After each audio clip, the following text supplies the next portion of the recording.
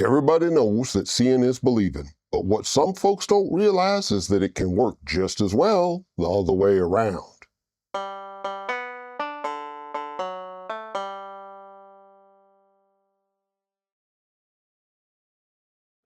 Hey there, folks. Bertram the Barely Bearable Atheist here, continuing our series on the book I Don't Have Enough Faith to Be an Atheist by Norm Geisler and Frank Turk. Last time we finished up Geisler and Turk's top 10 list of arguments for why we ought to trust the writers of the New Testament. And honestly, if them's the best they got, it don't say much for the reliability of the New Testament. And today we've made it up to chapter 12 entitled, Did Jesus Really Rise from the Dead?, in which Geisler and Turk is going to try and debunk all the skeptical alternatives to taking the Gospels as literally true. Well, I say all the skeptical alternatives, but it ain't really all. It's just enough to convince their readers that they've debunked everything that skeptics have come up with to try and show that there weren't no resurrection. But first, they're going to start with a review of what they consider the best evidence in favor of an actual resurrection, using Gary Habermas's minimal facts argument. As quoted by Geisler and Turk, Habermas offers us 12 facts that he says is accepted as true by the majority of biblical scholars, including skeptical scholars, and which he claims can only be explained by an actual resurrection. Interestingly enough, that figure's out of date. Back in 2004, when Geisler and Turk wrote this book, Habermas had 12 minimal facts, but since then the number has steadily declined until today he's down to about 6. And that's significant because, say what you like about his motives, Habermas does do his homework, and he's at least honest enough to admit that his research has eliminated half of his original list of minimal facts. The 6 surviving minimal facts is as follows. 1. Jesus died by crucifixion. 2. His early followers had experiences a short time later that they thought were appearances of Jesus. 3. As a result, they were transformed to the point of being willing to die for this message. 4.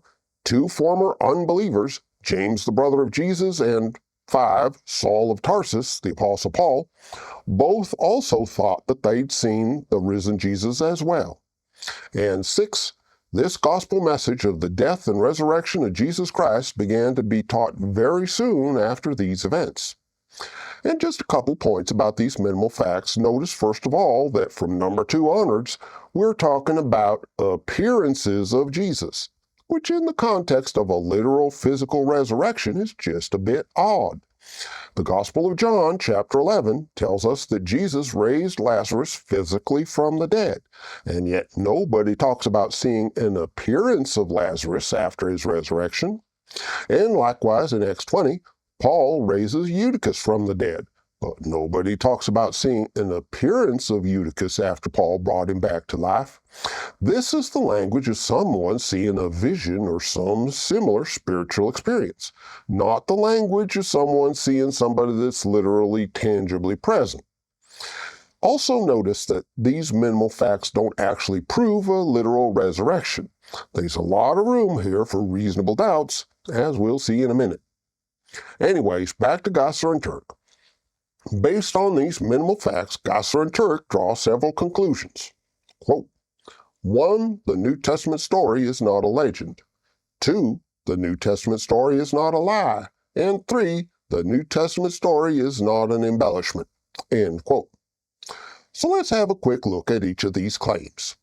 The first one, about the gospel not being a legend, is a reference to a longer apologetic argument based on a formal literary study of myths and legends, where the term legend is used specifically for tales like the legend of King Arthur that's been around for a long time.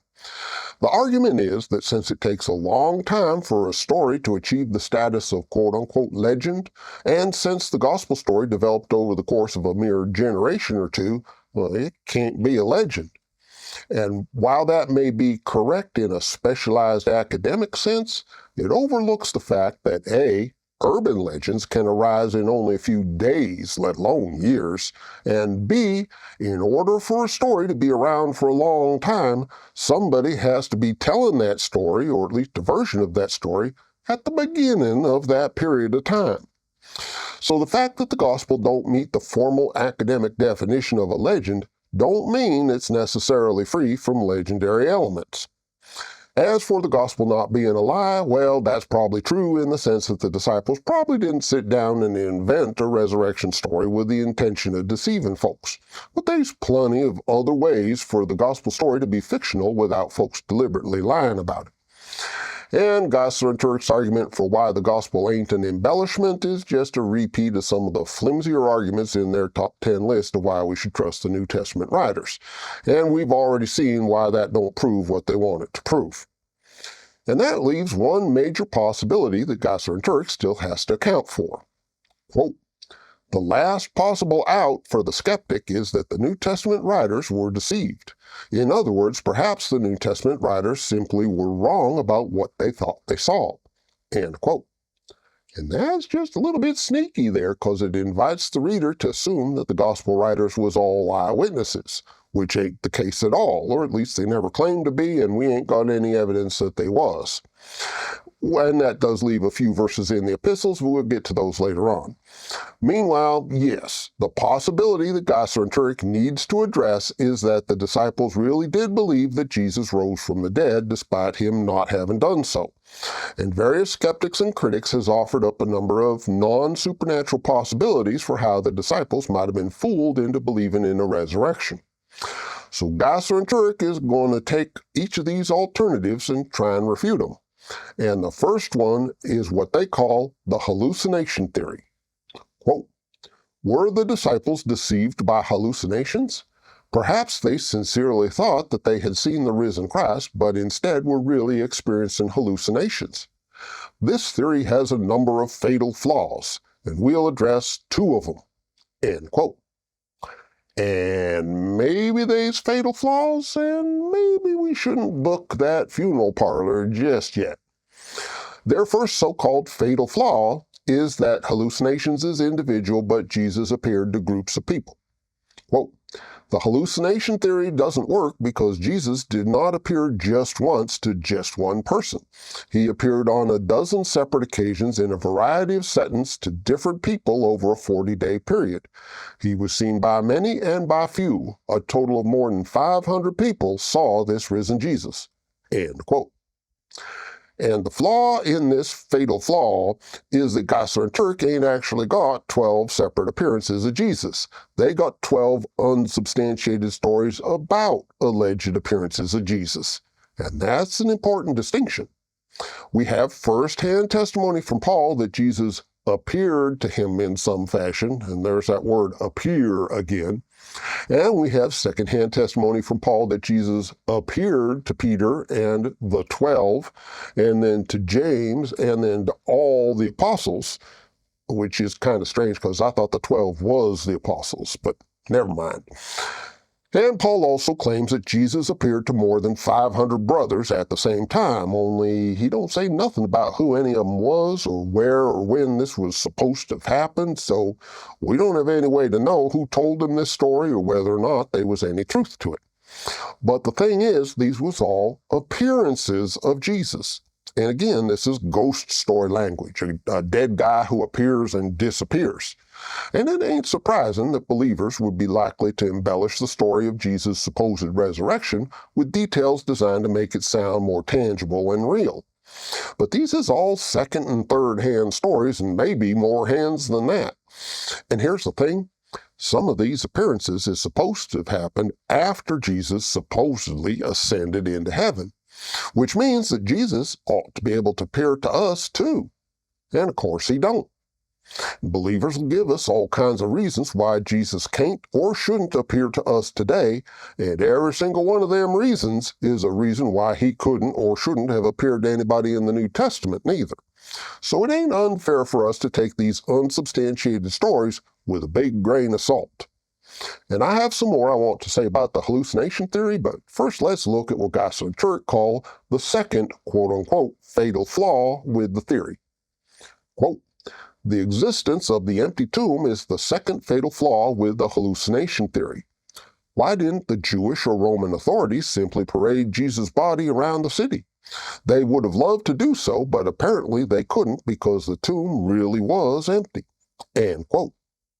And the empty tomb is indeed significant here, but not in the way the Geisler and Turek think. See, the problem with the empty tomb is that it's pretty shocking and attention-grabbing all on its own, but the shock value comes from the absence of any apparent explanation. The only way a story like that can go viral is if there ain't no competing story that's even more sensational and attention-grabbing, like, say, a story about somebody literally physically rising from the dead. Imagine for a minute that Elvis Presley came back from the dead and headed on over to the Grand Ole Opry to do a free show to celebrate his resurrection. Where's the reporters going to go? Is everybody going to head on over to the Opry? Or is the reporters all going to rush over to his former tomb to report on the exciting story of how empty it is now? If somebody comes back from the dead, that's going to be the story that goes viral, not some detail about some hole in the ground being empty. The only way the empty tomb story could become a significant part of the Christian narrative would be if it was a story that went viral sometime before the beginning of the resurrection story. Otherwise, it would be as insignificant a detail as the story of what they did with the cross after they took Jesus off of it. Nobody actually knows what happened to the original cross, although there was a bunch of salesmen in the Middle Ages who'd be happy to sell you a piece of it. But the Bible don't talk none about it because it ceased to be of any importance once Jesus had left it. And the same would be true of the tomb if Jesus had literally resurrected. I think what Geisler and Turek is forgetting is that Matthew admits that there was widespread reports in Judea that disciples had taken the body. Or more precisely, what Geisler and Turek is failing to consider is that the disciples who stole the body didn't necessarily have to be the same as the disciples who found the empty tomb. Any group of disciples not named in the story could have taken the body without the knowledge or permission of the other disciples.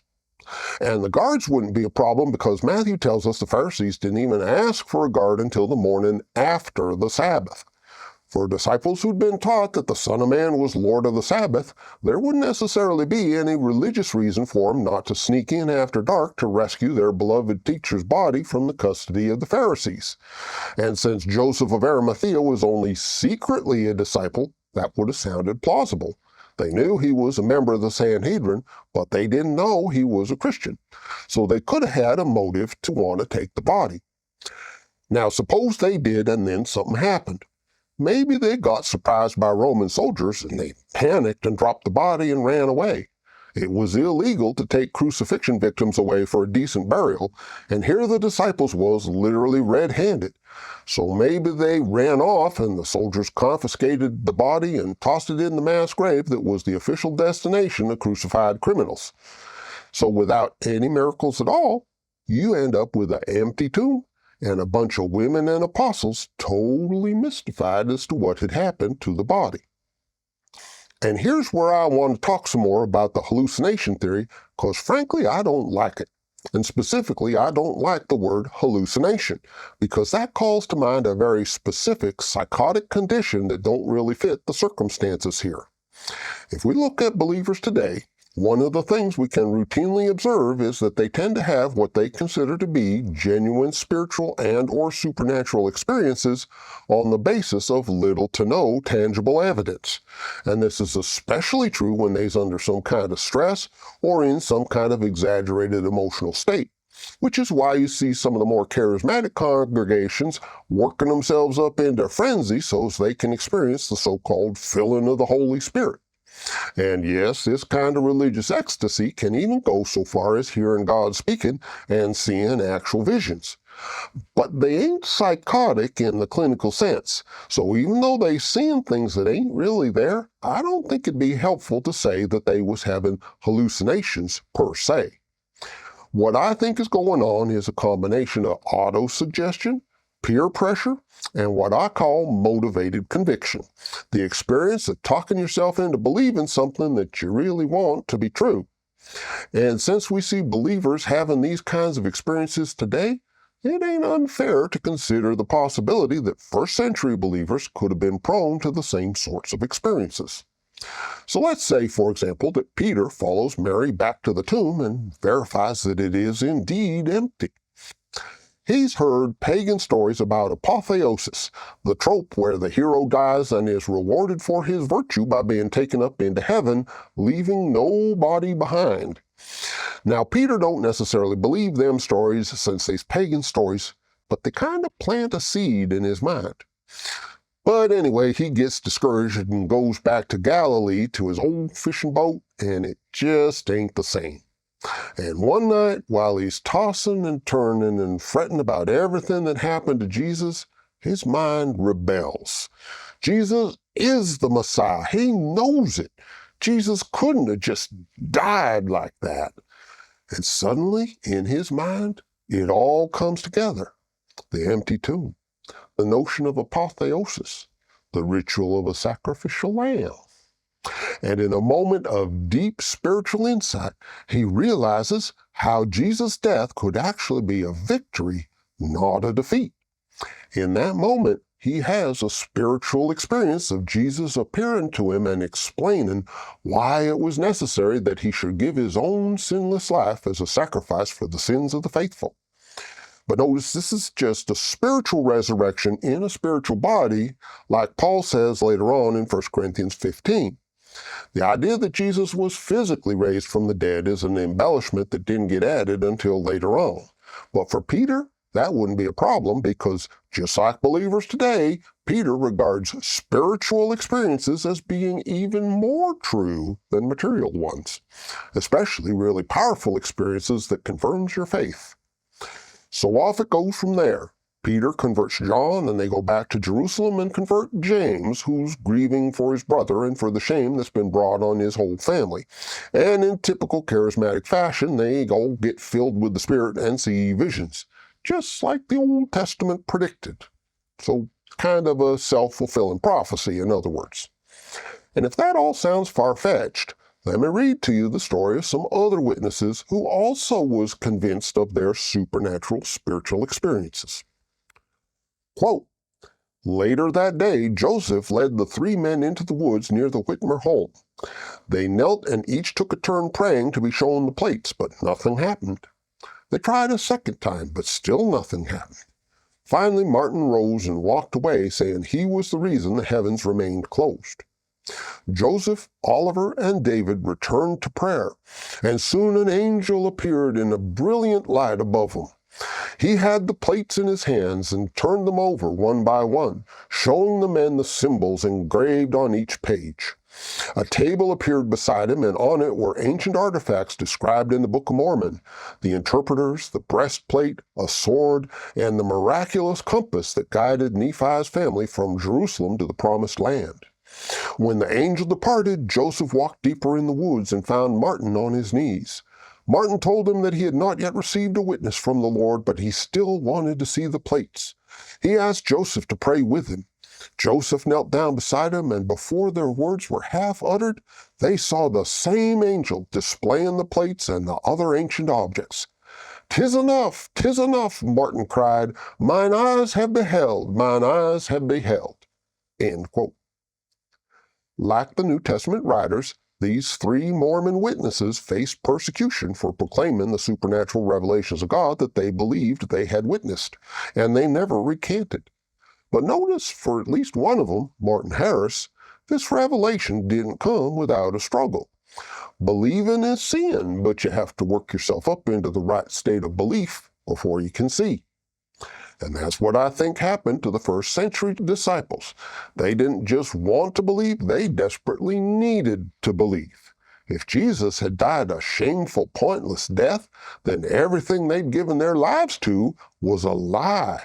And remember, these is folks that Jesus specifically chose for their faith, or in other words, for their ability to believe all the stuff he wanted them to believe.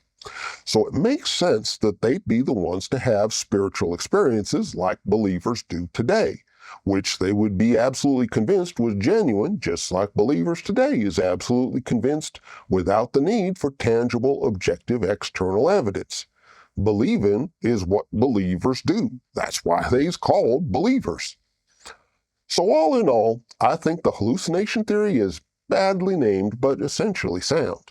At the very least, it ain't as fatally flawed as Geisler and Turk would like to have us believe.